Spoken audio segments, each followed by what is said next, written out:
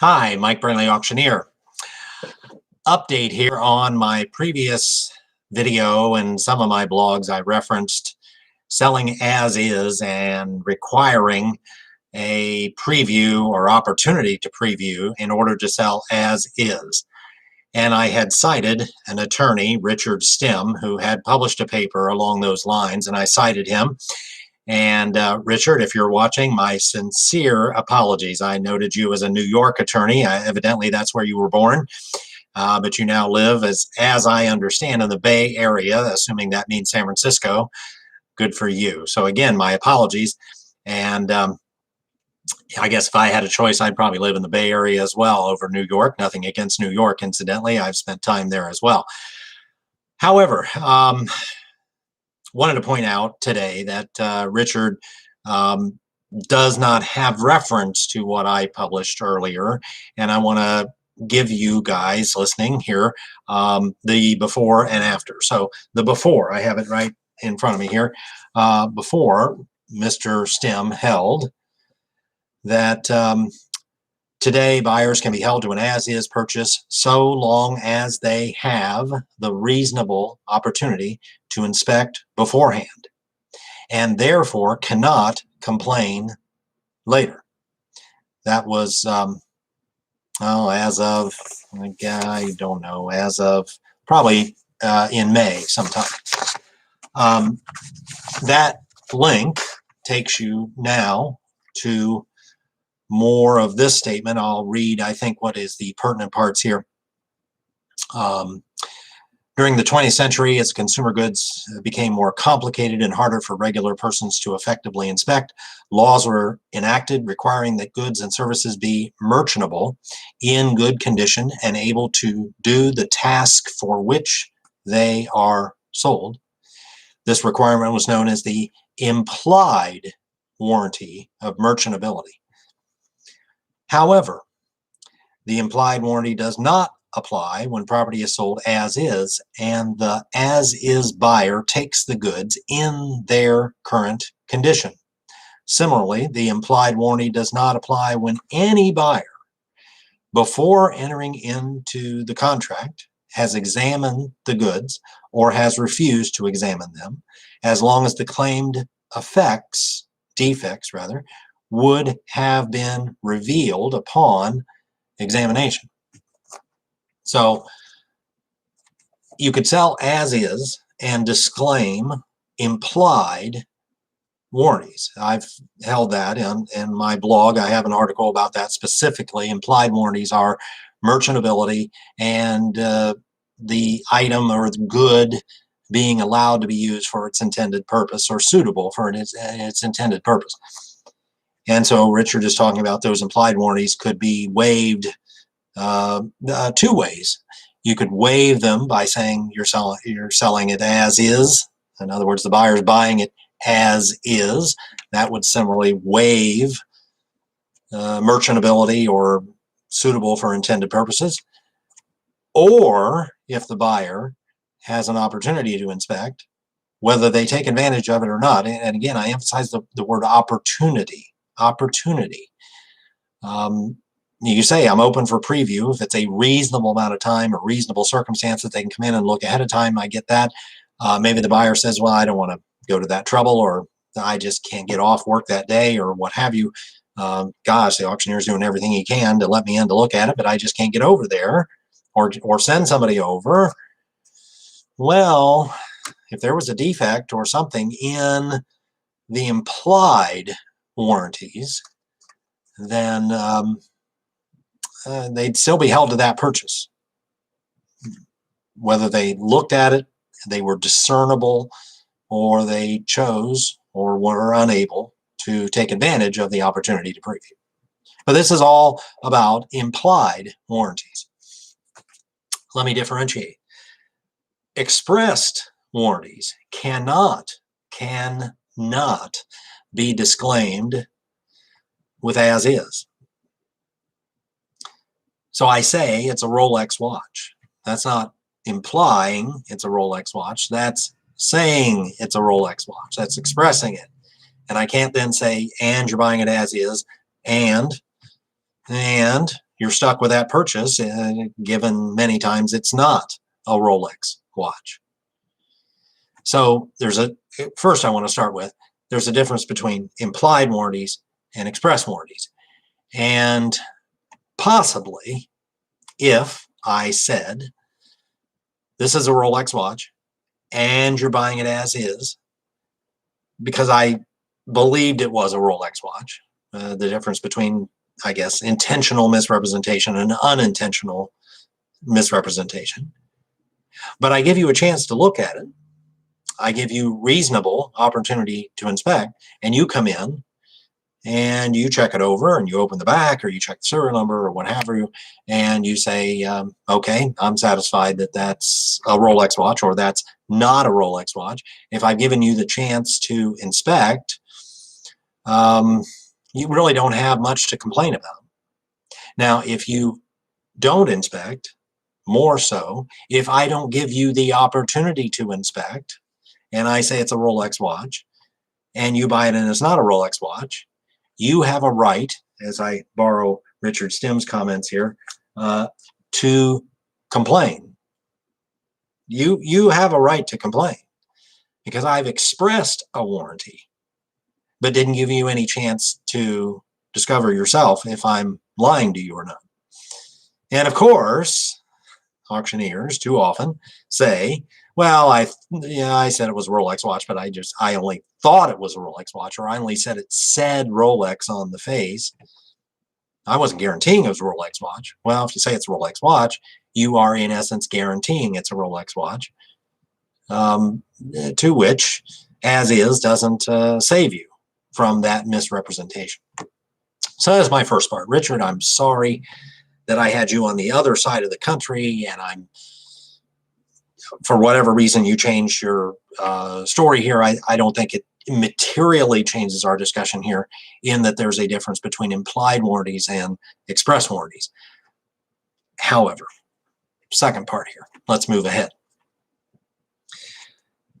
I didn't Google any of my research here in the last few days. I went down to a local law library, wearing a mask and forced to wash my hands before I went in, and also hand sanitizer. And I asked the front desk staff if they could Google. So I'm done Googling. I'm going to have other people Google. I asked the person at the front desk, I said, you ever, searching for a case or searching for an opinion or a paper or what have you, do you ever use Google? She said, all day, every day. And she's not an attorney. She's on the staff of the library. So I said, here's what I'm looking for.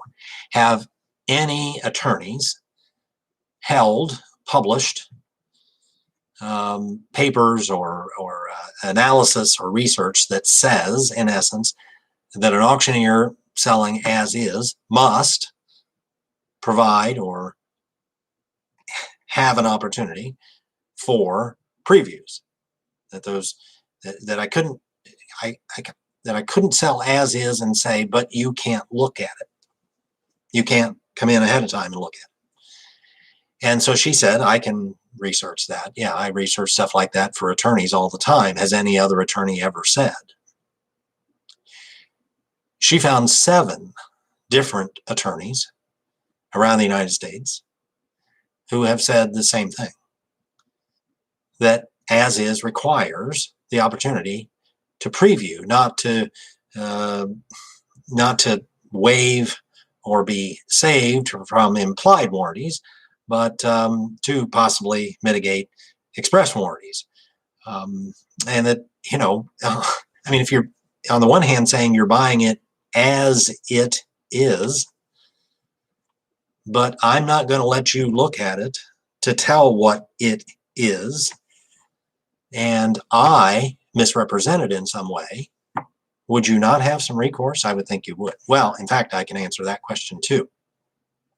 I'm friends with, I don't know, 10, 12, 15 trial attorneys around the United States. They're not criminal attorneys. They're civil trial attorneys, highly paid attorneys, in big law firms with big cases, and routinely these attorneys demand big retainers and big hourly rates, for a reason, because they're highly skilled and highly educated.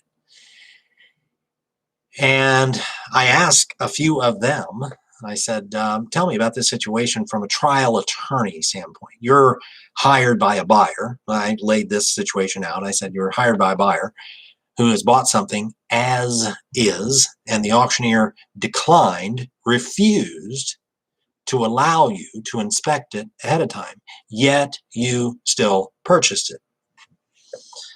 Now, the first thing that most of them said, and it wasn't entirely consistent on this note, is, well, why are you buying anything as is if you don't have a chance to look at it? I mean, you're just asking for trouble there.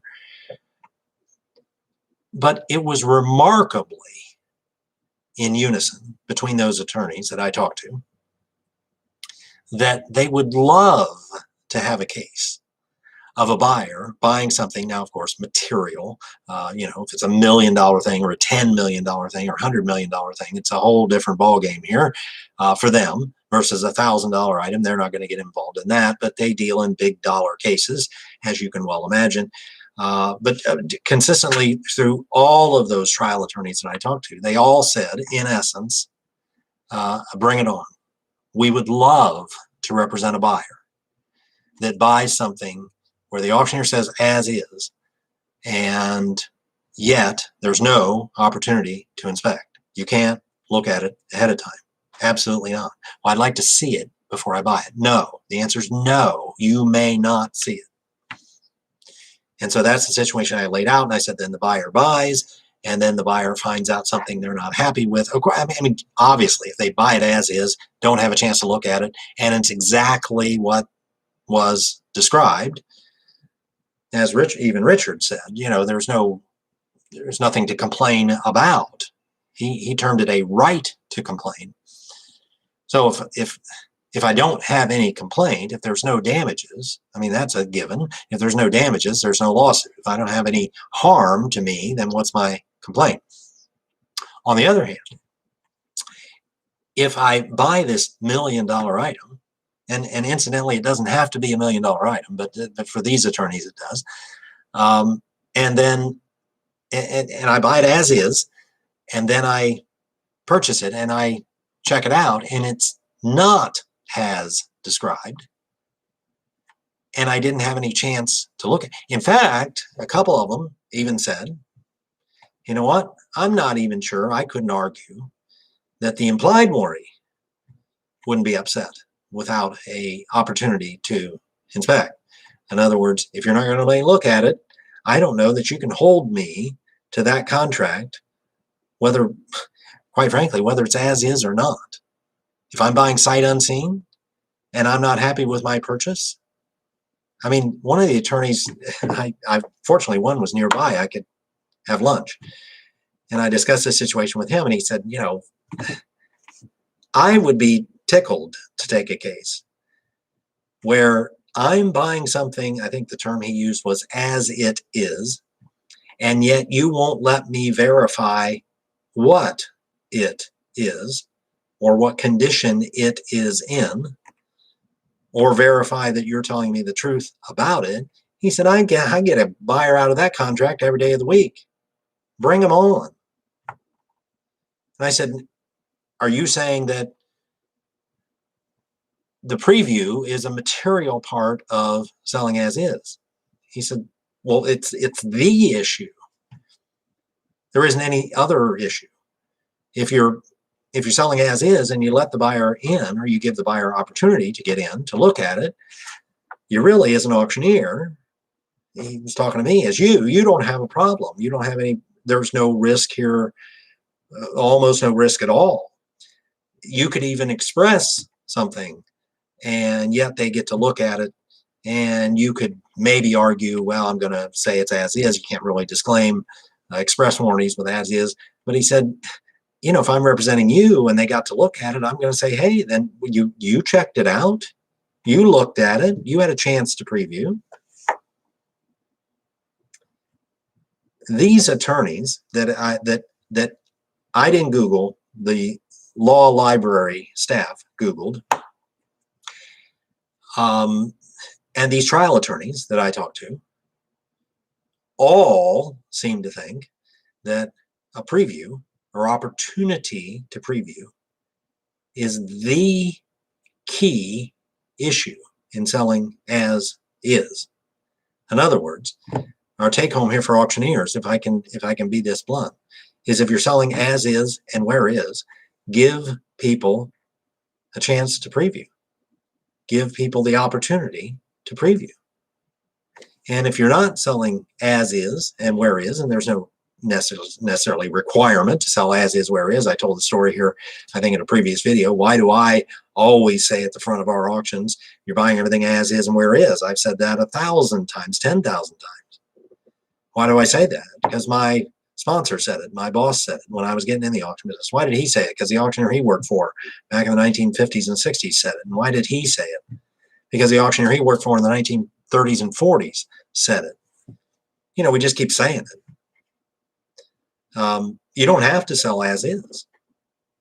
I can sell this. I've got a Ember coffee mug sitting here. One of the, as far as I'm concerned, one of the greatest inventions ever to coffee drinkers, tea drinkers, hot chocolate drinkers. So I'm a fan. I endorse it. That Ember mug, I can say you're buying an Ember brand mug in working condition with charging plate and cord. Could I do that as an auctioneer? Sure, I could. Gosh, who do I sound like? I sound like a retail store.